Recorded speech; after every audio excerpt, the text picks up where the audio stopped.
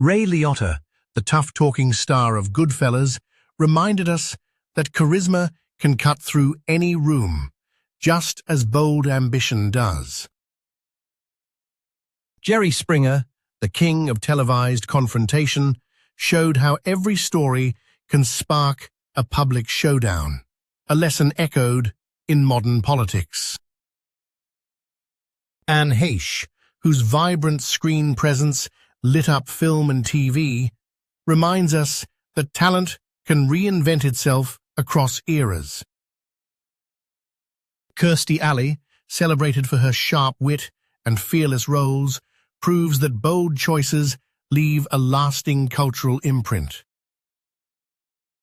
James Earl Jones, whose voice has commanded galaxies and stages alike, illustrates how a single presence can dominate history. Maggie Smith, the regal actress whose career spans decades, shows that enduring excellence never fades, even as the world changes.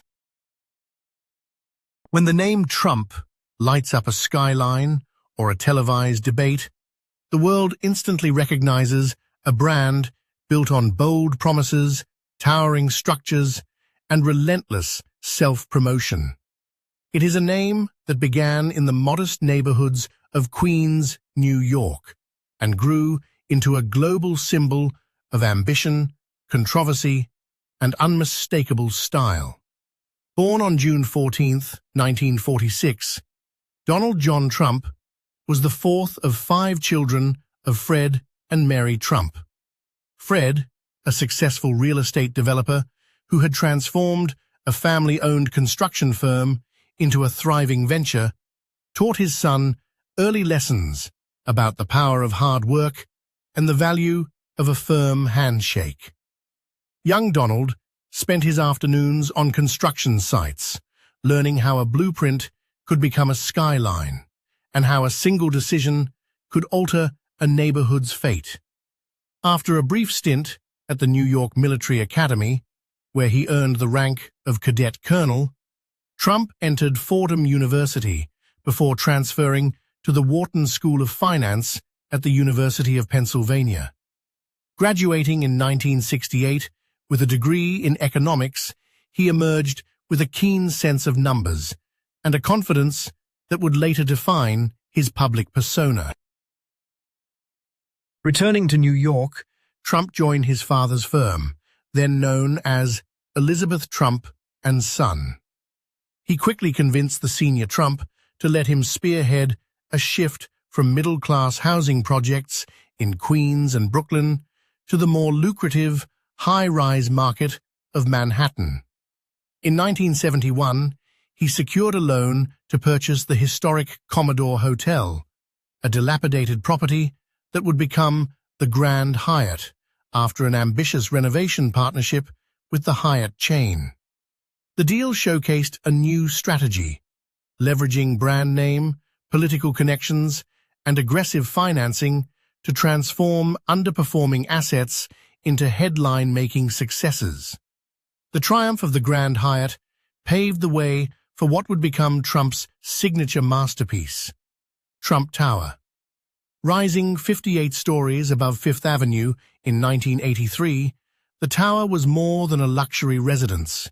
It was a statement of architectural bravado, a glass-clad beacon of wealth, and a physical embodiment of a brand that thrived on visibility. The tower's atrium, its gold-leafed interiors, and its revolving restaurant turned the building into a tourist attraction, reinforcing the idea that a name could be as much a product as any skyscraper. Throughout the 1980s, Trump expanded his portfolio into Atlantic City, opening the Trump Plaza, Trump Castle, and the opulent Taj Mahal Casino. The foray into gambling was a gamble in itself, reflecting a willingness to push boundaries and to bet on the future, even when the odds seemed uncertain. While the casinos generated headlines and drew high rollers, they also exposed Trump to the volatile nature of the hospitality industry. The early 1990s brought a stark reversal. A nationwide recession, over-leveraged acquisitions, and a dramatic drop in real estate values forced Trump into a series of high-profile bankruptcy filings. Rather than ending his career, these setbacks prompted a strategic retreat and a rebranding effort. Trump negotiated with lenders, transferred ownership of many assets to his own corporations, and emerged with a leaner, more resilient business model. The experience reinforced a core lesson: the ability to reinvent oneself in the face of adversity. In 2004, a new platform amplified Trump's persona beyond bricks and mortar. The reality television series The Apprentice premiered, inviting contestants to compete for a coveted position within the Trump organization. The show's signature phrase, "You're fired," became a cultural catchphrase, and the program turned the boardroom into a stage where business acumen, bravado, and performance intersected. The success of The Apprentice cemented Trump as a media figure, granting him a national audience that extended far beyond the world of real estate. The exposure on television laid the groundwork for a political turn that would reshape American discourse. In June 2015, Trump announced his candidacy for the presidency of the United States, positioning himself as an outsider willing to challenge the establishment. His campaign slogan, "Make America Great Again," resonated with a segment of voters who felt left behind by globalization and cultural change. Leveraging his reputation as a deal-maker, he framed policy proposals as contracts to be negotiated, promising to cut regulations, renegotiate trade deals, and rebuild infrastructure. Against expectations, Trump secured the Republican nomination, and in November 2016 won the Electoral College, becoming the 45th President of the United States. His tenure was marked by sweeping executive actions: tax reform that lowered corporate rates, deregulation of environmental protections, and the appointment of 3 Supreme Court justices. Internationally, his "America First" approach reshaped trade relationships, leading to renegotiated agreements such as the United States-Mexico-Canada Agreement. Trump's presidency also confronted intense political polarization. 2 impeachment trials, first over a diplomatic phone call, then over alleged incitement of civil unrest, underscored the deep divisions within the nation.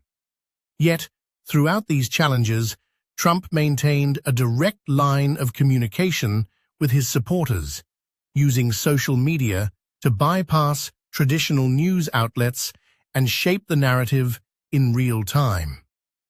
The 2020 election resulted in a loss to Joe Biden, but Trump's influence did not diminish. He continued to hold rallies, endorse candidates, and shape the Republican Party's agenda. Legal battles over election claims, business practices, and tax matters persisted, reflecting the complex legacy of a figure whose actions continue to generate debate. Today, Donald Trump remains a central figure in American politics. He oversees a diversified business empire that includes branding agreements, golf resorts, and media ventures. His name still adorns skyscrapers, hotels, and product lines, each serving as a reminder of a brand that has endured cycles of boom, bust, and rebirth.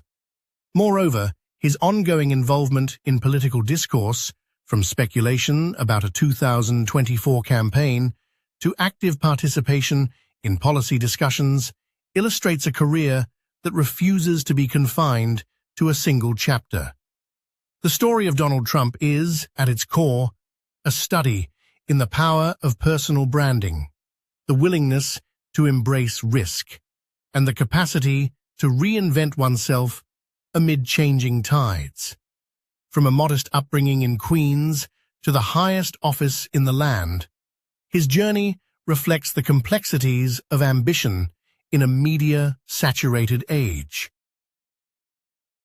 Whether one views him as a visionary entrepreneur, a polarizing politician, or a cultural phenomenon, the impact of his work-first approach continues to shape the built environment, the entertainment industry, and the political landscape. The narrative is still unfolding, and the next act promises to be as unpredictable as the chapters that have already defined his public life.